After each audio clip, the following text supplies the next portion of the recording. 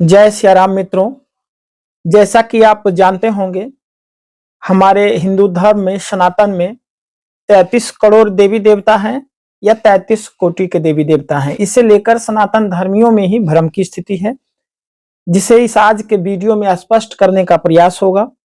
जैसा हम सब जानते हैं कि सनातन धर्म विश्व का सबसे प्राचीन और वैज्ञानिक आधारयुक्त धर्म है, जिसमें अकारण कुछ भी नहीं है, जबकि सभी कुछ कारण सहित मौजूद है। दुर्भाग्य ये है कि हम ये तो जानते हैं कि तिलक लगाना है पर उसका कारण नहीं जानते, शिखा रखनी है पर उसका कारण नहीं जानते, जबकि सभी को वैज्ञानिक कारण सहित ही इन्हें सनातन ने अपनाया है। अब आज के इस विषय पर आते हैं कि हमारे धर्म में देवी देवता 33 प्रकार के हैं या 33 करोड़ हैं। सनातन धर्म मनुष्य के मन में उठ रहे हर उस आशंका का समाधान करता है, शंका का समाधान करता है, जिसका समाधान वो जानना चाहता है। लेकिन ज्ञान के अभाव में हम सनातन धर्म के वैज्ञानिक अर्थ को ना समझकर उसे रूढ़िवादी और अवैज्ञानिक तथ्यों के रूप में जानने लगे हैं, जबकि वास्तविकता में सनातन धर्म तर्कों के आधार पर स्वयं को सिद्ध करने वाला धर्म है। यह दुनिया का इकलौता ऐसा धर्म है। 33 कोटि के देवी देवता कौन कौन से हैं? हम अपने धर्म ग्रंथों के विषय में काफी भ्रामक जानकारी रखते हैं।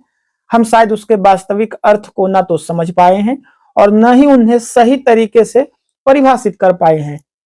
एक छोटा सा ही विषय है ये कि हमारे धर्म ग्रंथों में 33 कोटि देवताओं का वर्णन है, जहां कोटि शब्द को लेकर काफी भ्रामक प्रचार है। अधिकतर हम लोग कोटि को करोड़ से ही परिभाषित करते हैं। जैसा आप जानते होंगे, कोटि के प्रायः दो अर्थ हैं, एक प्रकार और दूसरा करोड़, और शायद इसीलिए हम 33 कोटि देवताओं को 33 करोड़ देवता कहते हैं। जैसा आप जानते होंगे कि हमारे धर्म ग्रंथों में 84 लाख योनियों का जिक्र है। जब योनियां ही केवल 84 लाख है तो सोचिए देवता कैसे 33 करोड़ हो सकते हैं। इस पर शायद हमने कभी विचार ही नहीं किया। इस अल्प ज्ञान से 33 कोटि देवताओं का अर्थ ही भिन्न हो जाता है। वास्तव में यहाँ कोटि शब्द का प्रयोग प्रकार से होता है, अर्थात 33 प्रकार के देवता। तो आइए जानते हैं कि ये जो 33 कोटि के देवता हैं, उनका योग किस तरह से 33 हुआ है। तो मित्रों, इसमें जो 33 कोटि के देवता हैं उसमें 8 वसु हैं, 12 आदित्य हैं, 11 रुद्र हैं और 2 जो है अश्विनी कुमार हैं। 8 + 12 + 11 + 2 इसका जोड़ होता है 33। इन 33 कोटि देवताओं को मुख्यतः 4 श्रेणियों में विभाजित किया गया है: वसु, आदित्य, रुद्र और अश्विनी कुमार। जैसा आप जानते होंगे कि वसु को शास्त्रों में इस प्रकार परिभाषित किया गया है, जहां कोई वास करता हो, जैसे जीवात्मा हमारे शरीर में वास करती है। हमारा शरीर इन 8 वसुओं का ही बना होता है, जो इस प्रकार है। जैसे 8 जो वसु हैं 33 कोटि देवता में, उन 8 का जो प्रकार है वो इस प्रकार है, जान ले मित्रों। पहला अपस, इसका अर्थ होता है जल। दूसरा ध्रुव, जो ध्रुव तारा है। तीसरा सोम, इसका अर्थ है चंद्रमा। चौथा धरा, इसका अर्थ है पृथ्वी। पांचवा अनिल, इसका अर्थ है वायु। और जो छठा है मित्रों वो अनल, इसका अर्थ है अग्नि। सातवां प्रत्यूष, इसका अर्थ है अंतरिक्ष। और 8वां जो है मित्रों वो है प्रभास, इसका अर्थ होता है अरुणोदय या सूर्योदय। अब आइए जानते हैं आदित्य के बारे में कि 12 आदित्य हैं जो 33 कोटि के देवता हैं। उसमें 8 वसु, जैसा अभी हम लोगों ने जाना 8 के नाम, उसी प्रकार उसमें 12 आदित्य हैं। आदित्य का अर्थ यहाँ भगवान सूर्य से है। सूर्य भगवान प्रत्येक राशि में 1 माह के लिए विचरण करते हैं, फिर दूसरी राशि में प्रवेश करते हैं। इस प्रकार 12 मास में 12 राशियों में वो जो है चक्कर लगाते हैं, और इसी आधार पर हमारा जो हिंदू कैलेंडर है वो बनाया जाता है। इसलिए इन्हें 12 प्रकार से व्यक्त किया जाता है। इन्हें हमारी आयु हरने वाला भी कहा जाता है, क्योंकि जैसे जैसे दिन बढ़ते हैं हमारी आयु भी कम होती जाती है। तो ये जो 12 आदित्य हैं उनके हम लोग प्रकार जानते हैं, उनका नाम जानते हैं। पहला है अंशुमान, यह प्राण वायु का प्रतिनिधित्व करते हैं। दूसरा है आर्यमन, यह प्रातः और रात्रि के चक्र को दर्शाते हैं। तीसरा इंद्र है, यह देवों के राजा हैं, समस्त इंद्रियों पर इन्हीं का अधिकार है मित्रों।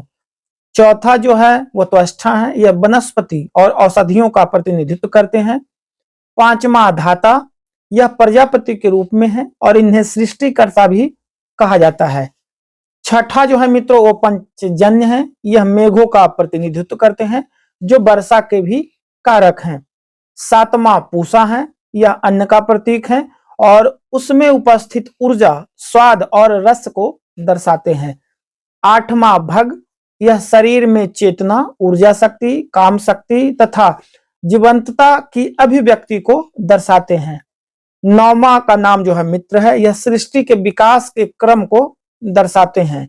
10वां वरुण है, यह जल का प्रतिनिधित्व करते हैं तथा भाग्य को भी दर्शाते हैं। 11वां उनका नाम है विश्वान, यह तेज और ऊर्जा का प्रतिनिधित्व करते हैं। और 14वें जो है वो विष्णु, ये ब्रह्मांडीय कानून और उनके संचालन का प्रतिनिधित्व करते हैं। तो ये 12 आदित्य जो है हमारे जो 33 प्रकार के कोटि के देवता हैं उसमें ये 12 आदित्य नाम हुआ दोस्तों। अब आइए जानते हैं रुद्र देवता। उस 33 कोटि के जो देवता है उसमें 11 रुद्र हैं। यहाँ पर ये रुद्र शरीर के अवयव हैं। जब तक ये शरीर में विद्यमान है हमारा शरीर गतिमान है, किंतु जब ये अवयव शरीर से पलायन कर जाते हैं तब यही रुद्र अर्थात रोदन कराने वाले होते हैं। जब हमारा शरीर मृत हो जाता है तब हमारे सगे संबंधी हमारी मित्र देह पर रोदन करते हैं, इसीलिए रुद्र अर्थात रुलाने वाला कहा गया है। इसमें से प्रथम 5 प्राण और दूसरे 5 उप प्रमाण हैं और 11वां रुद्र ही जीवात्मा है। ये सभी शरीर के अलग अलग भागों में स्थित होते हैं तथा अलग अलग अंगों व क्रियाओं को संचालित करते हैं। तो आइए इन 11 रुद्र के बारे में हम लोग जानते हैं मित्रों। तो पहले रुद्र का नाम प्राण है। प्राण गले से लेकर हृदय तक के अंगों एवं स्वर तंत्र, श्वसन तंत्र, भोजन नली, श्वास नली, फेफड़े, हृदय आदि को स्वस्थ रखता है। यह हृदय में स्थित होता है। दूसरा है जिसका नाम अपान है। अपान का कार्य मलमूत्र त्याग, प्रसव आदि क्रियाओं को संचालित करता है। यह गुदा और मूत्रेंद्रियों के बीच में स्थित होता है। तीसरा व्यान है, यह शरीर में रक्त संचार करता है। इसका स्थान मस्तिष्क का मध्य भाग है, यानी ब्रेन का जो है सेंट्रल पार्ट है। चौथा उदान है, गले के ऊपर के जो अंग हैं जैसे मुंह, दांत, नाक, आंख, कान, माथा, मस्तिष्क, इस सब का संचालन जो है उदान करता है। उदान विविध वस्तुएं बाहर से शरीर के भीतर ग्रहण करता है। यह कंठ में स्थित होता है मित्रों। पांचवा जो है वो समान है। इसका स्थान नाभि में होता है। पाचक रसों का उत्पादन और उसका स्तर जो है उपयुक्त बनाए रखना, बैलेंस करना, इसी का काम है। छठा जो है वो नाग। नाग का कार्य वायु संचार, डकार, हिचकी, गुदा वायु का उत्सर्जन करना। यह प्राण का उपप्राण है तथा यह भी हृदय में ही स्थित होता है। सातवां जो है वो कूर्म है। कूर्म से पलक मारने और बंद होने की क्रिया होती है। यह अपान का उपप्राण है तथा यह भी गुदा और मूत्रेंद्रियों के बीच में स्थित होता है। आठवां जो है मित्रों वो क्रिकल है। क्रिकल का कार्य भूख प्यास को संचारित करना है। यह समान का उपप्राण है। यह भी नाभि में स्थित होता है मित्रों। नौवां जो है वो देवदत्त है। यह छींक आने और अंगड़ाई आने की क्रिया है। यह उदान का उपप्रमाण है। इसका स्थान भी कंठ में होता है मित्रों। 10वां जो है रुद्र वो धनंजय है। धनंजय जीवित अवस्था में शरीर का पोषण करता है और मरने पर देह सड़ा गलाकर शीघ्र नष्ट करने का प्रबंध करता है। इसका प्रधान केंद्र मस्तिष्क का मध्य भाग है। यह व्यान का उपप्राण है और इसका स्थान भी मस्तिष्क का मध्य भाग होता है।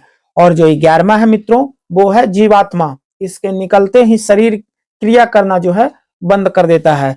तो ये जो हमारे रुद्र हैं 11 रुद्र, अभी तक हमने जाना 8 वसु के बारे में, 12 आदित्य के बारे में और 11 रुद्र के बारे में। तो ये जो है 31 कोटि के देवता इस प्रकार हैं। और अब आइए जानते हैं 2 अश्विनी कुमार के बारे में।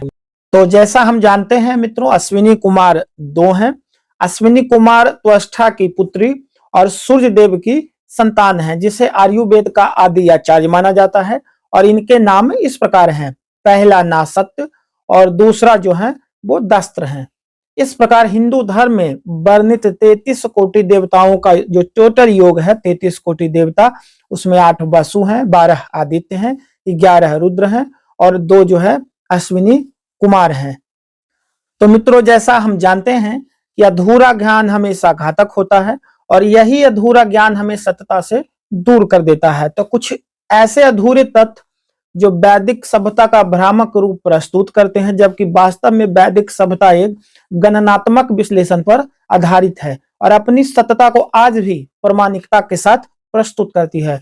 बस जरूरत है उसकी सत्यता को जानने की, जिससे हम सही तथ्यों को प्राप्त कर सकें।